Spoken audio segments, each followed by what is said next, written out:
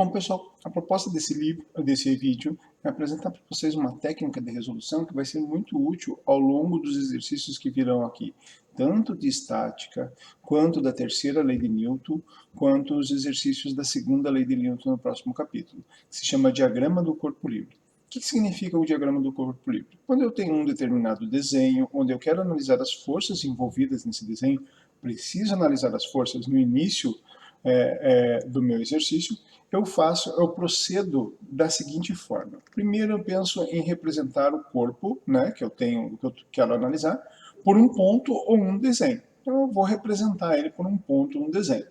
Vou sobrepor um sistema de coordenadas a esse meu ponto ou a esse desenho.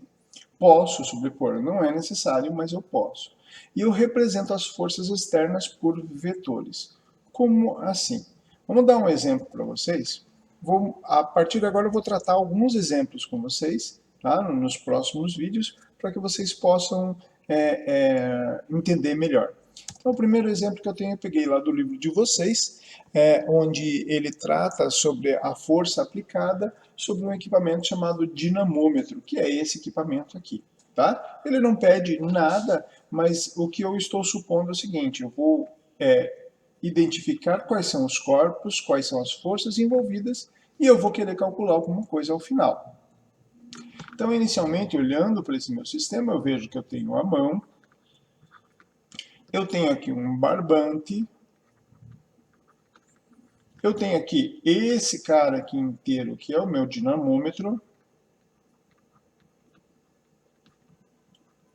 e eu tenho aqui em cima um gancho na parede. Opa! Um gancho no meu teto. Então, o que normalmente, num exercício, ele perguntaria para você, o autor perguntaria para você, qual é a força aplicada sobre o barbante? O barbante vai resistir? Ou qual é a força aplicada sobre o dinamômetro?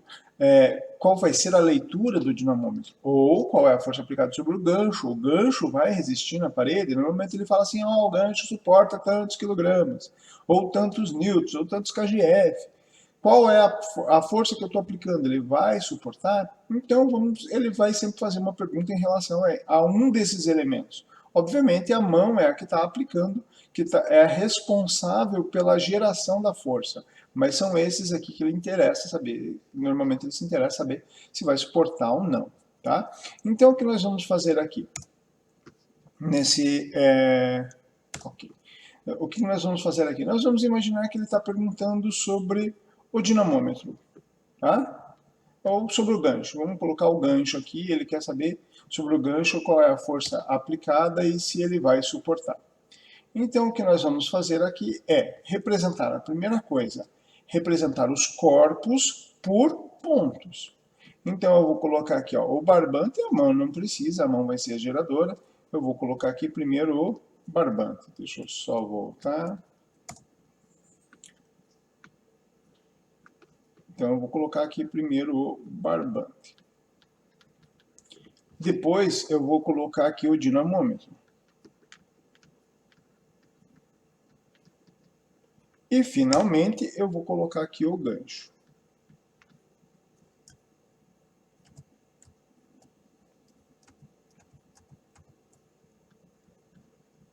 O gancho. Ok? Então, eu tenho esses três corpos. Vou traçar uma linha aqui para dividir as minhas contas, para que eu possa fazer.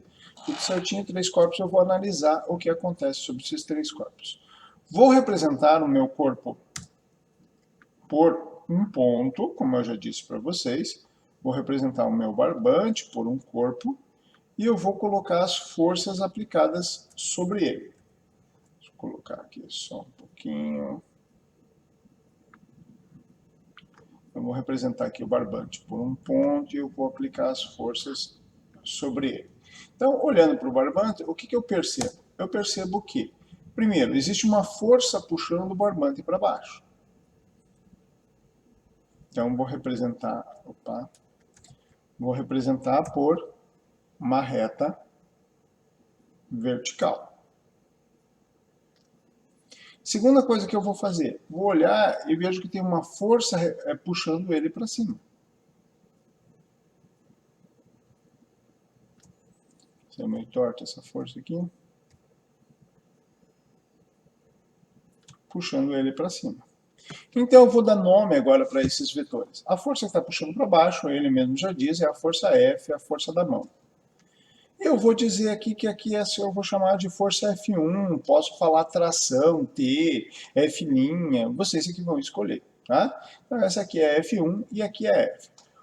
Analisando esse meu sistema, o que eu percebo aqui? Que aplicando a primeira lei de Newton, né, analisando o meu sistema, eu vejo que ele está em equilíbrio. Se ele está em equilíbrio, eu tenho que a somatória das forças é igual a zero. Somatória vetorial. Então, aqui o que eu faço? Eu represento todas as forças que estão para cima como positivas e para baixo como negativas. Mas, professor, como que eu sei isso? Bom, o que nós vamos fazer é aquilo que nós mencionamos anteriormente aqui, que é o segundo passo, né? Sobrepor um sistema de coordenadas. Então, o que eu venho, o que eu faço aqui é, no meu sistema, eu traço um sistema de coordenadas, que eu vou chamar de x e y. Obviamente, não tenho forças em x, eu só tenho forças em y. E eu vou dizer que tudo que está para cima é positivo, tudo que está para baixo é negativo.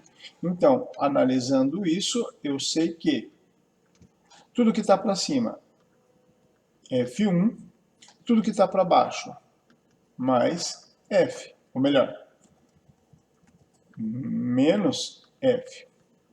Isso tem que ser igual a zero. Essa é a minha primeira equaçãozinha. Resolvido o sistema, a equação para o nosso primeiro corpo, que é o barbante, nós vamos olhar agora o dinamômetro. Então, nós vamos proceder da mesma forma que nós procedemos antes, onde nós vamos aplicar aqui, nós vamos representar o dinamômetro por um ponto, e em seguida nós vamos identificar e vamos aplicar representar as forças externas por vetores. Como que nós vamos fazer isso? Nós vamos analisar as forças existentes sobre ele. Então, a primeira força que nós temos é a força que puxa o dinamômetro para baixo. Opa. É a força que puxa o dinamômetro para baixo. A segunda força que nós temos... Opa. É a força que puxa o dinamômetro para cima. Senão o dinamômetro cai. Então, o que nós temos aqui? Quais são essas forças? Bom, a força que puxa o dinamômetro para baixo é a mesma força que o dinamômetro faz puxando o barbante para cima. Então, isso aqui me dá F1.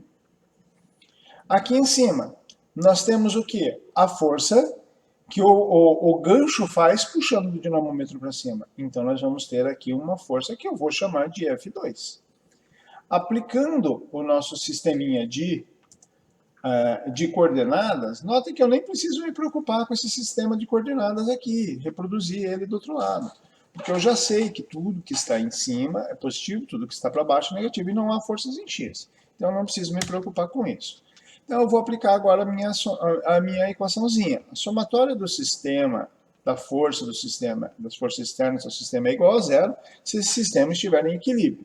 Se ele está em equilíbrio, eu analiso F2 menos F1 igual a zero.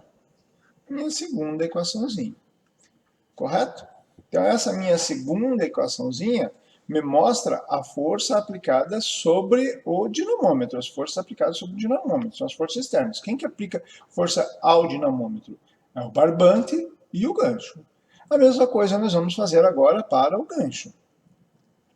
Represento o gancho como um ponto, vou representar os vetores,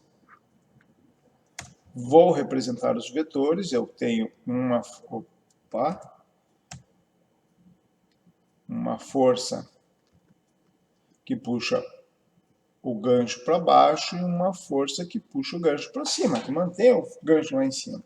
Então, A força F1,